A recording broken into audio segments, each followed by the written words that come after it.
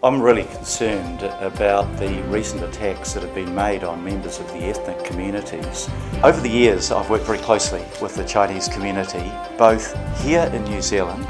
Thank you for your contribution, and keep your culture and your identity alive, as well as becoming strong New Zealanders and proud New Zealanders.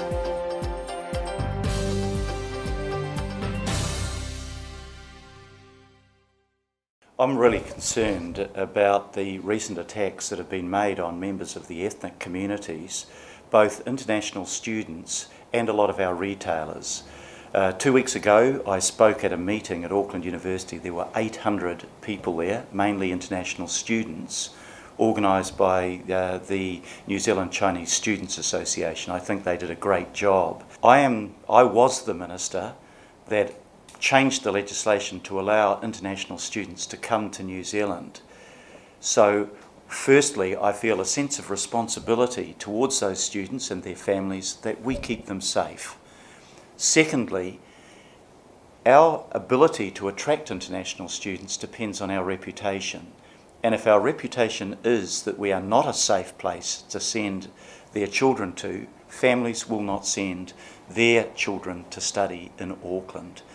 This is a $2.8 billion industry, and we cannot afford to have a negative branding, nor can we afford to allow those students to be the subject of vicious attacks.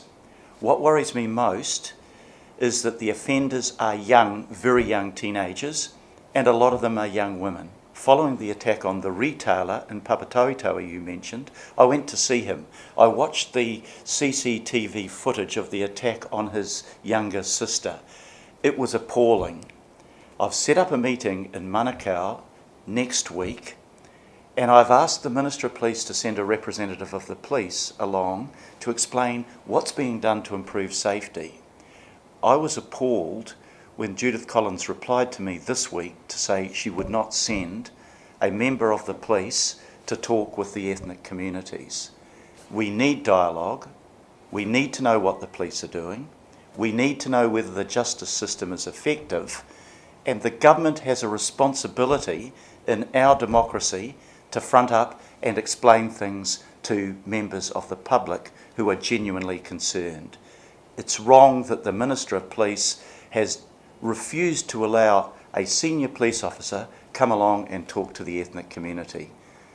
At the meeting for the students at Auckland University, we had 4 police inspectors. It was good to have them there. They were welcome.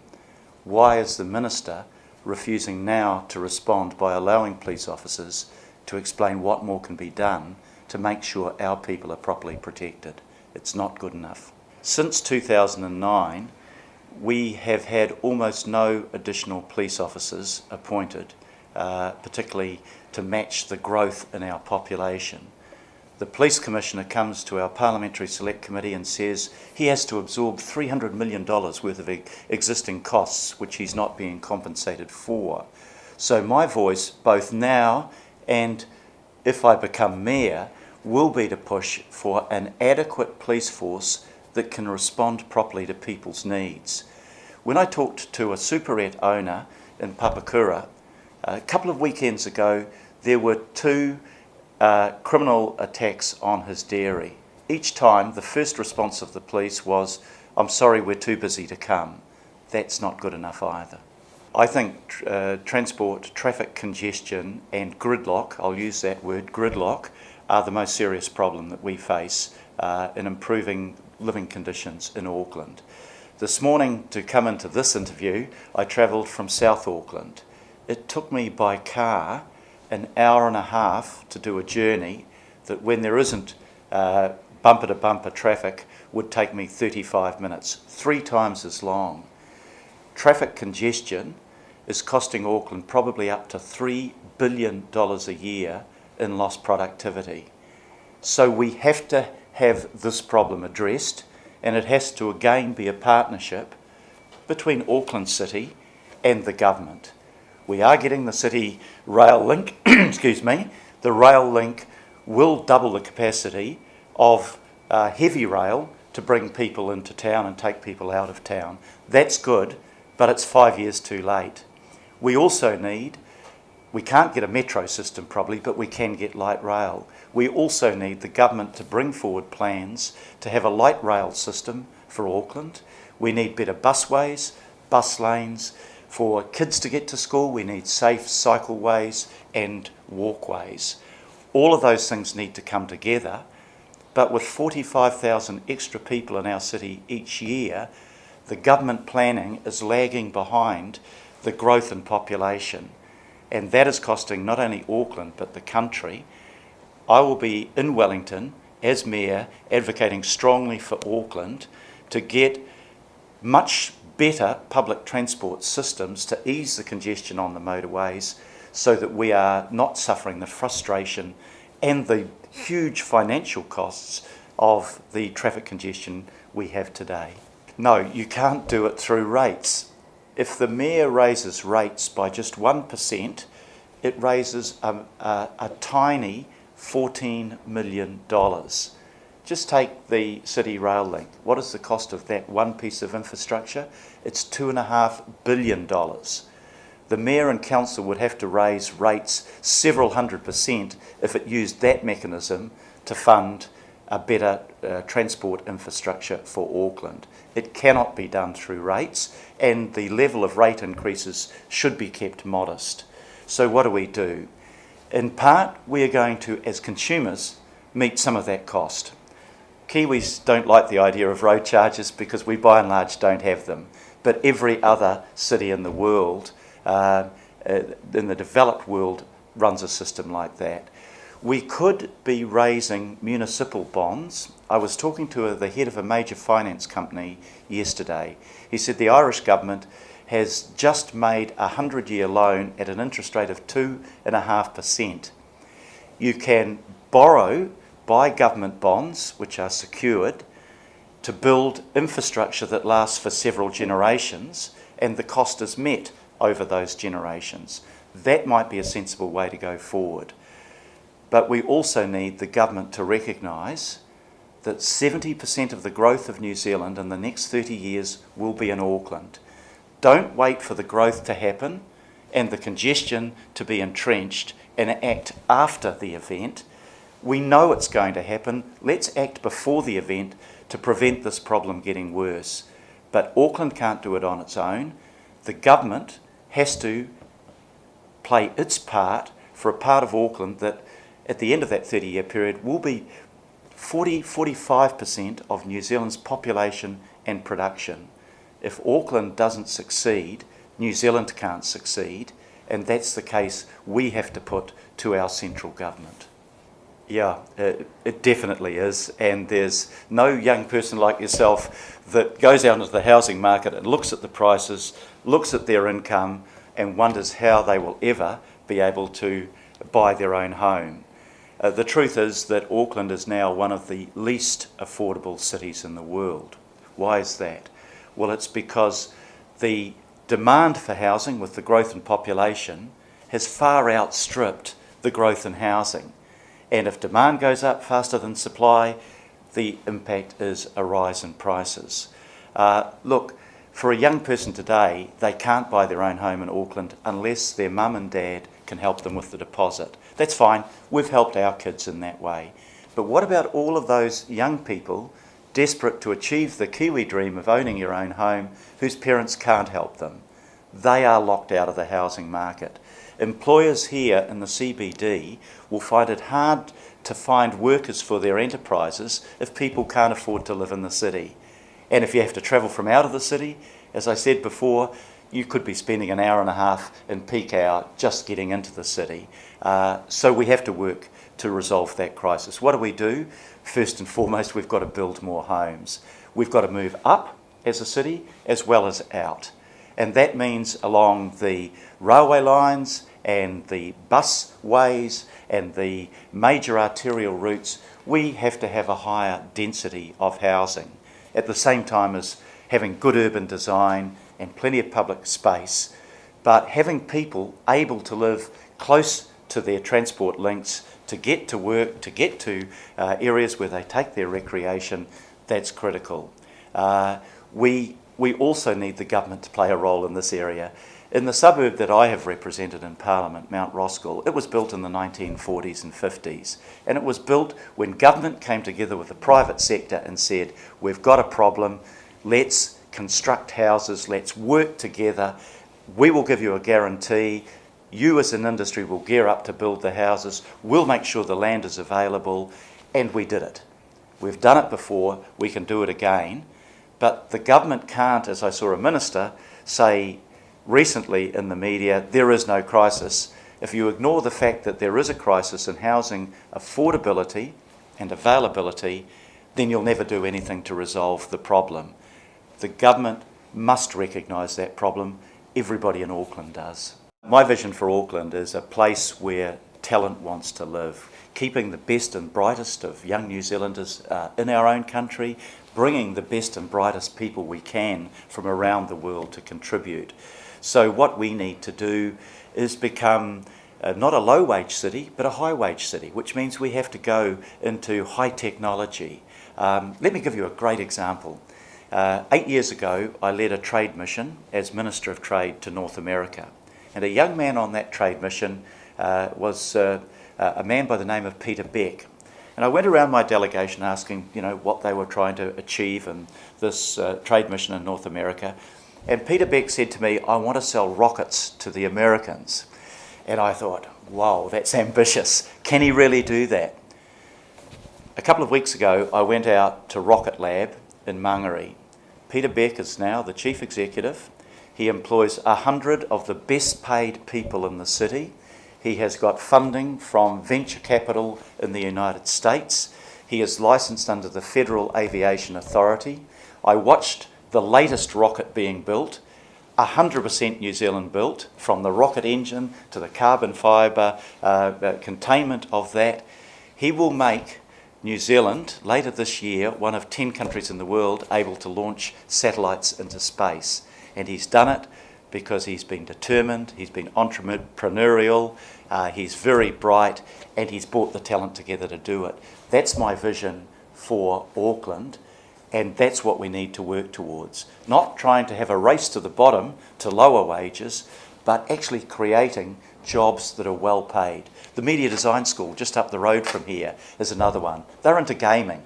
People over the age of 50 won't understand what I'm talking about, but the gaming industry is one of the great growth industries in the world. The Media Design School is able to place in employment every graduate from that program, and they're all in a high-paid, growing area. That's got to be the focus of central government and the local government in Auckland for the future of our city.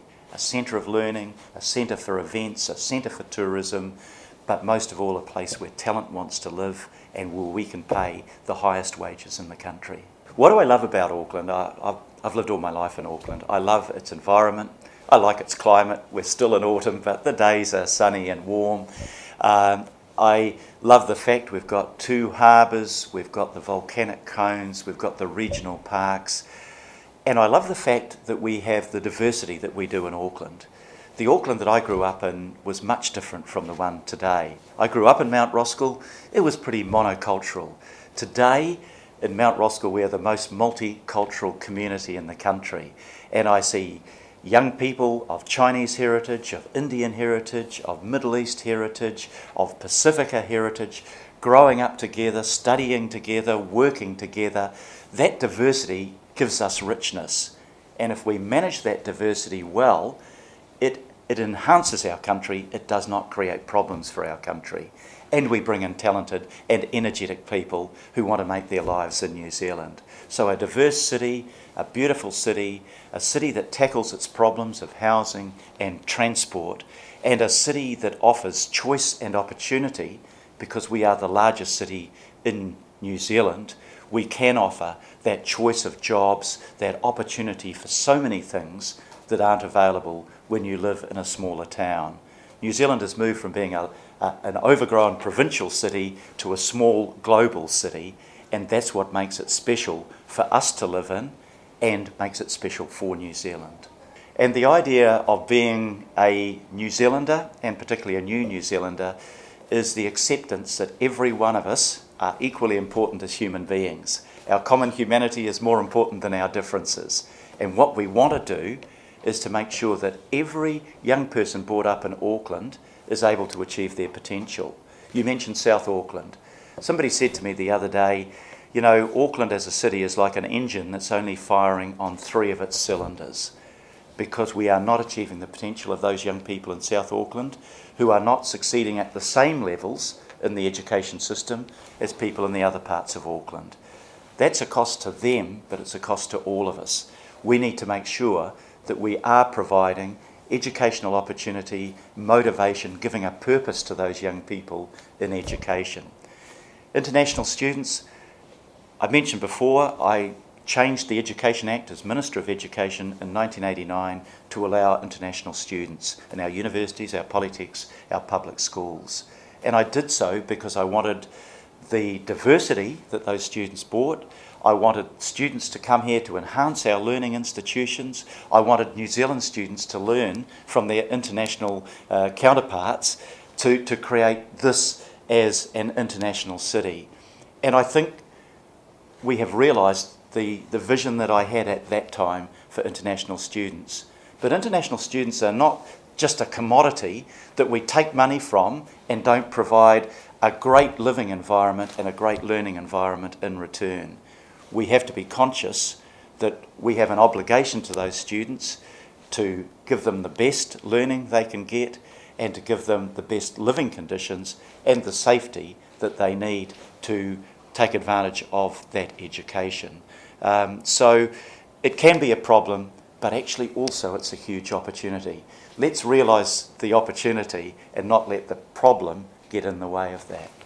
Over the years, I've worked very closely with the Chinese community, both here in New Zealand, but also in China. I first travelled to China as a minister in the 1980s. I've watched the way that China has grown and developed and become one of the most powerful countries in the world. I had the privilege of negotiating and signing the first free trade agreement that China had with a developed country. And through many trips to China, I've gradually learnt and understood more about Chinese culture and Chinese aspirations in the world. I've also got to know Chinese people in New Zealand because the electorate that I've represented has a large and growing Chinese population, and I've worked in the area as spokesperson for ethnic communities. I think that our new migrants from China and elsewhere have brought some amazing talent to New Zealand. There's not a weekend goes by that I'm not at a function involving the Chinese community. Last Saturday it was the Tao Chunang Association, and they were very welcoming and supporting. I've known them for many years, but I watched people from that community get up on the stage and sing. There was a young, maybe young middle-aged man that sang an Italian opera. It was absolutely beautiful. There were the dancers. There were the groups that performed. This weekend I'm going to a calligraphy exhibition. This all makes our country really exciting. Go down Queen Street, see the places that you can eat, the cuisine from China, from all parts of China and from around the world. So to the Chinese community, thank you very much for your contribution to our young and small country. You are a really important part of the future New Zealand. Your children will grow up as young Kiwis. New Zealand will be their first country because that's where they were born, that's where they grew up. But don't let them lose their culture, their language and their identity, because that's part of the gifts that you bring to New Zealand from your country of birth, your country of origin. Thank you for your contribution, and keep your culture and your identity alive, as well as becoming strong New Zealanders and proud New Zealanders. Cheers.